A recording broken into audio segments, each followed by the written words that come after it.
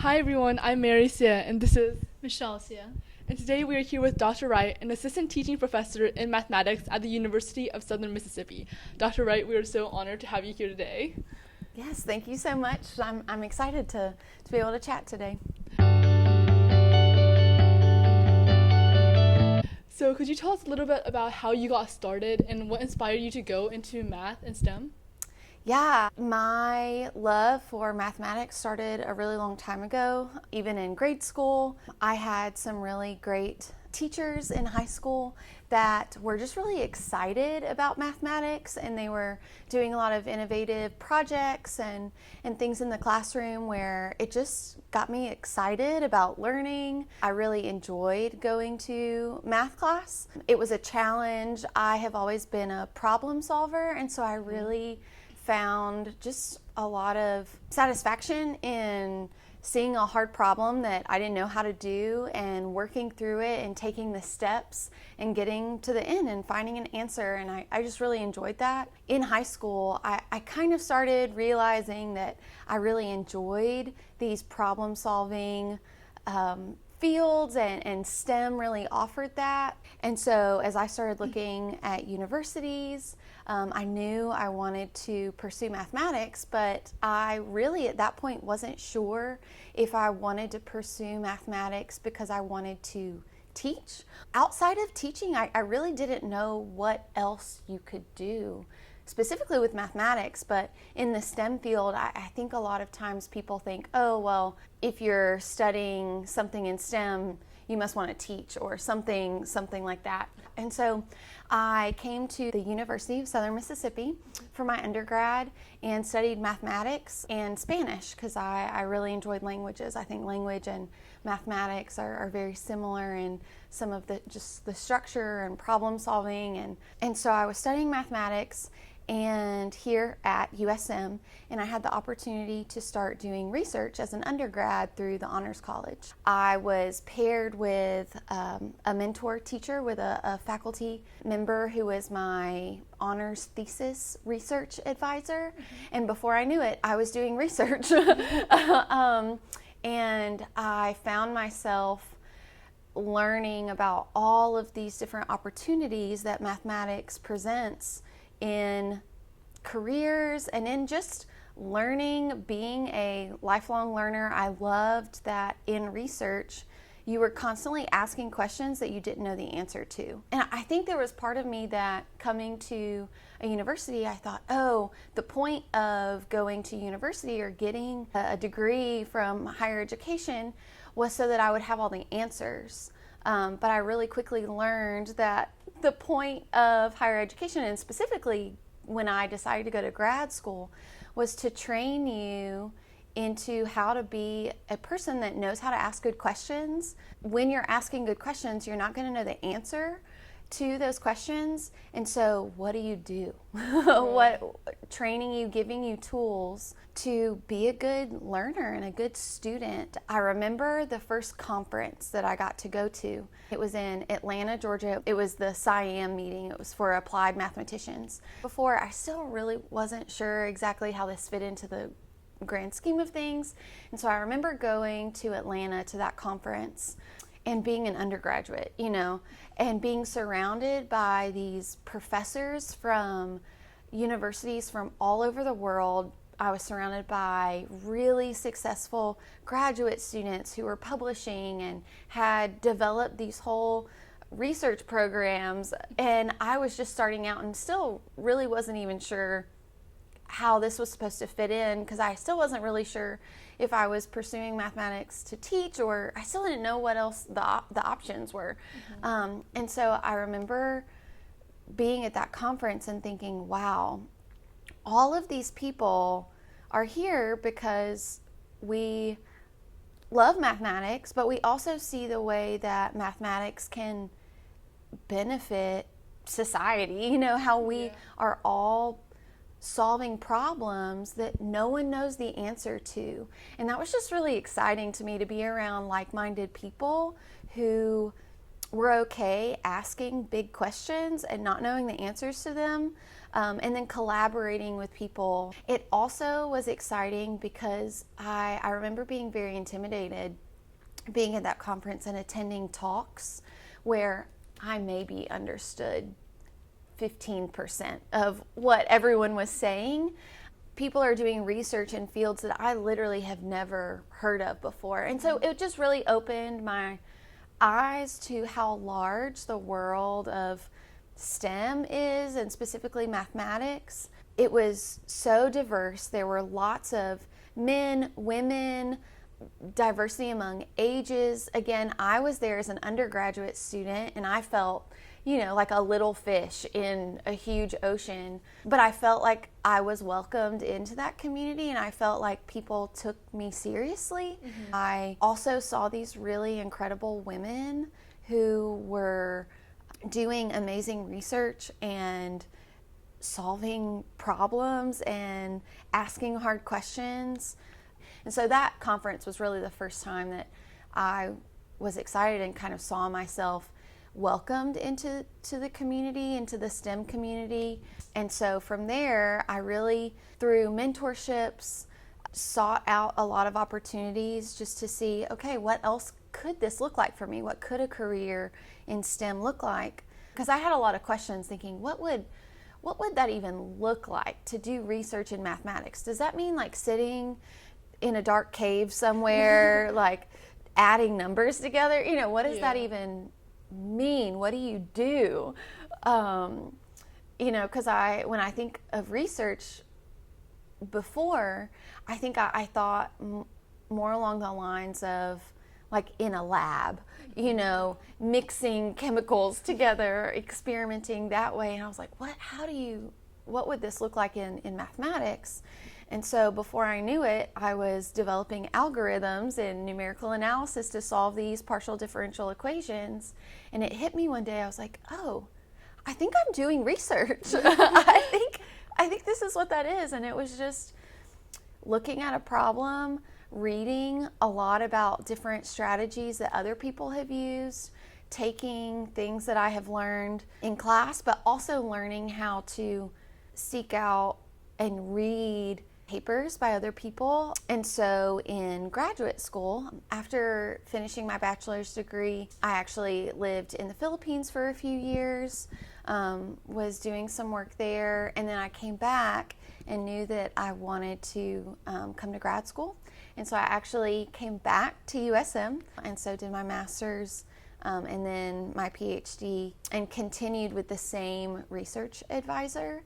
And so we kind of picked up where I left off, which was really exciting to just continue to see where asking that one problem, that one question as an undergraduate led us to another question. Starting that, so in grad school, I had some opportunities to do some internships with some government labs, and so I worked at the Naval Research Laboratory, working with their sediment group and working specifically on some algorithms that they were interested in. And so that was really neat because that was an environment I had never worked in before, where I started to see just all the different opportunities and outside of academia what industry could look like. I think those are kind of the two things that people are deciding. I pursued some fellowships with the Mississippi Space Grant, so the arm of NASA for Mississippi. My PhD research was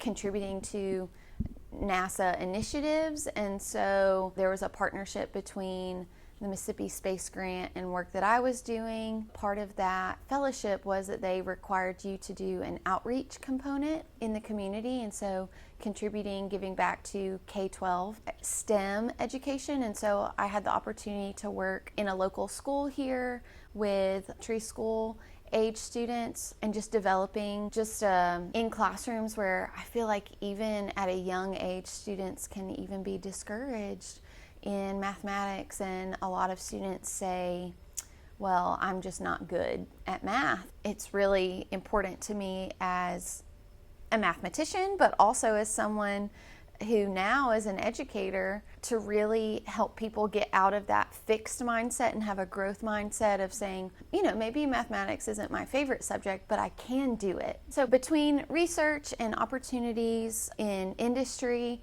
I kind of realized that I really liked all of it.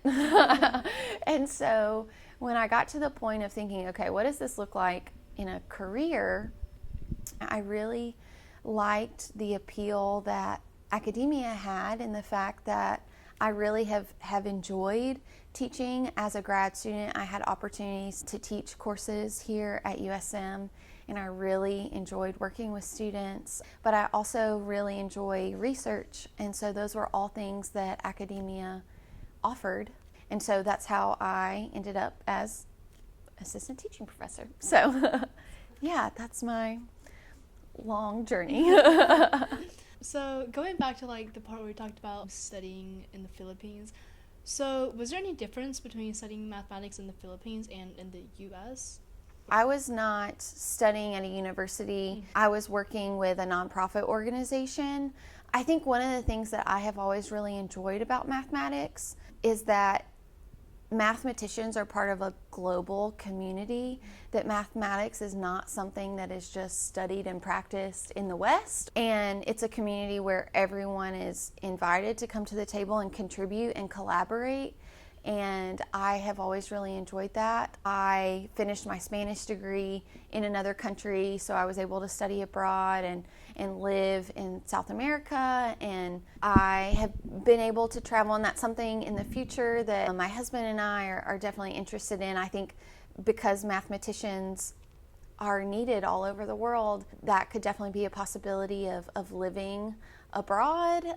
And speaking of mathematics as a language, so it's basically like its own language that everyone uses around the world, right? Yeah. For a long time, thought, mathematics, music, and language, like everyone speaks all over the world, right? Mm-hmm. And so I have found it interesting as I have been able to travel and go to other places, other countries. I think everywhere there are different dialects of specifically music and mathematics, and even I play the piano, and so thinking about music, when I was in Peru is where I studied and finished my Spanish degree. Even some of the chord systems that they use, they call them different things, but we're all talking about the same note. And I think that's true with mathematics. No matter where you go, there's this common foundation of mathematics. And I even find that in mathematics, there are really two different fields of applied and pure mathematics. But there's still this sense of we're all mathematicians. I find across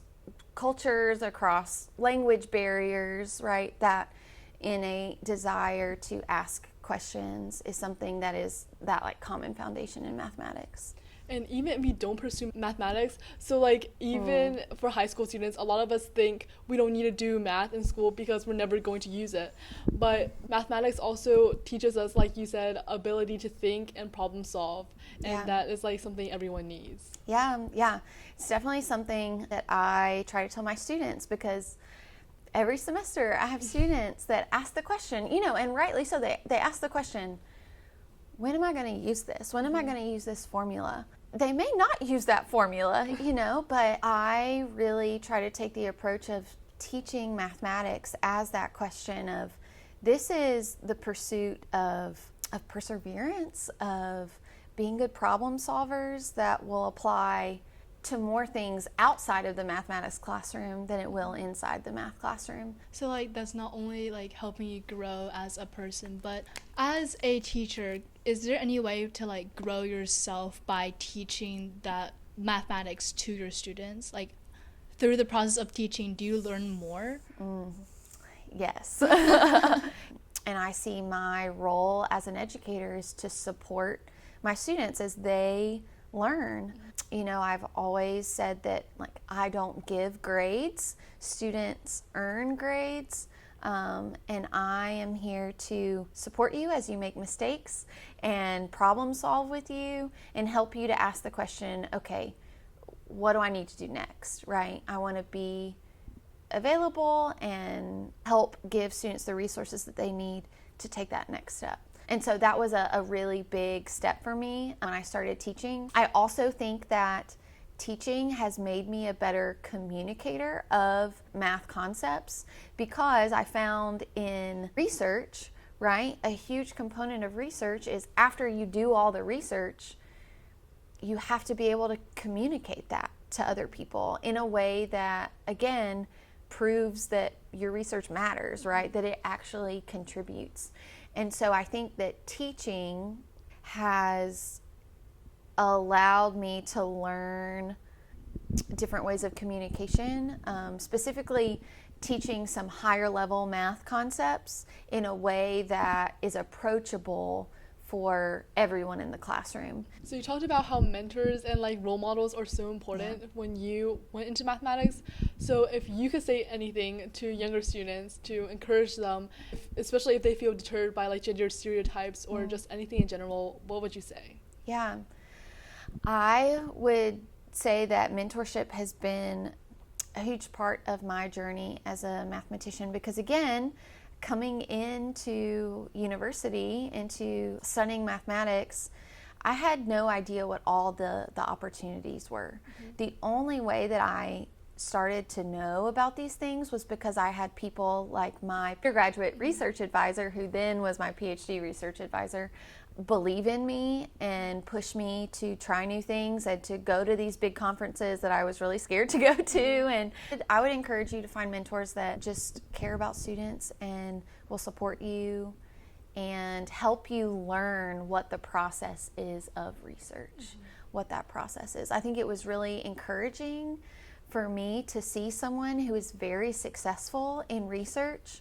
The first time where we had a conversation where something didn't work in our research process, and he said, yeah, I don't know what to do. I think we need to take a day, and think about it and see what our next step needs to be.